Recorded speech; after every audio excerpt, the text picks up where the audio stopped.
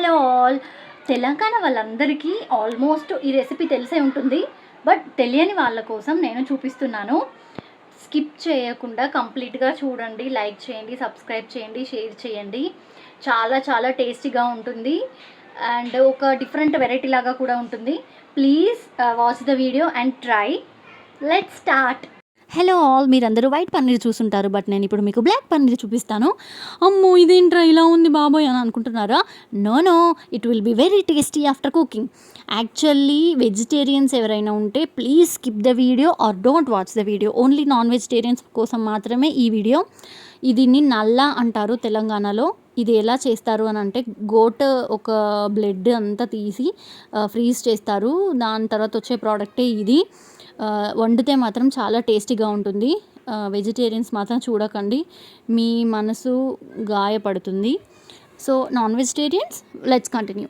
దీన్ని మంచిగా వాష్ చేసుకోవాలి. వాష్ చేసుకొని చిన్న చిన్న పీసెస్గా కట్ చేసుకొని పెట్టుకోవాలి. చిన్నగా కట్ చేసుకుంటే ఏమవుతుందంటే మనం వేసే స్పైసెస్ అన్నీ దాన్ని ప్రాపర్గా పడతాయి. ఆనియన్ ఇంకా మిర్చి కూడా చాప్ చేసుకొని పెట్టుకోవాలి. తర్వాత ఒక బాండిలో ఆయిల్ వేసుకొని గరం మసాలాలన్నీ వేసుకోవాలి. అవన్నీ లైట్గా ఇట్లా చిట్పట్ అన్న తర్వాత అందులో పుదీనా కూడా వేసుకోవాలి. అది కూడా లైట్గా రోస్ట్ అయ్యాక మనం కట్ చేసి పెట్టుకున్న ఆనియన్స్ ఇంకా మిర్చి కూడా అందులో వేసుకోవాలి. వేసుకొని బాగా వేగనివ్వాలి. తర్వాత జింజర్ గార్లిక్ పేస్ట్ కూడా వేసుకోవాలి. అది కూడా మంచిగా పచ్చివాసన పోయేదాకా నీట్గా వేయించుకోవాలి. మంచిగా వాటికి పడుతుంది, చూసారా ఎలా బాయిల్ అవుతుందో. అలా ఫ్రై అయ్యాక అందులో కొంచెం పసుపు అంటే టర్మరిక్ పౌడర్ వేసి అది కూడా కొంచెం గోలనివ్వాలి.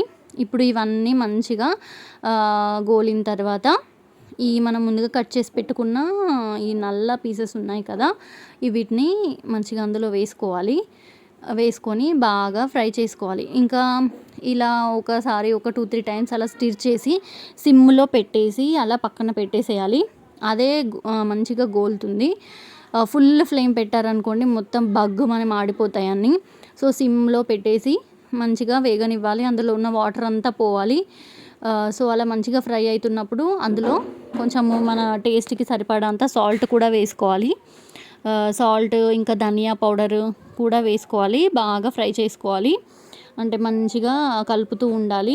తర్వాత టేస్ట్కి తగినంత కారం, మనం ముందు మిర్చి వేసుకున్నాం సో దానికి తగ్గట్టు కొంచెం కారం వేసుకోవాలి.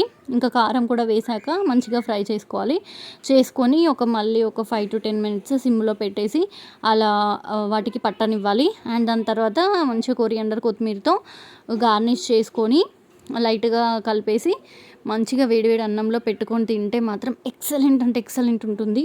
చాలా చాలా చాలా టేస్టీగా ఉంటుంది. నిజంగా ఒక్కసారి తిన్న వాళ్ళు అయితే మళ్ళీ మళ్ళీ తెచ్చి వండుకుంటారు. మీరు ఒకసారి ట్రై చేసి నా కామెంట్ బాక్స్లో చెప్పండి. Bye friends.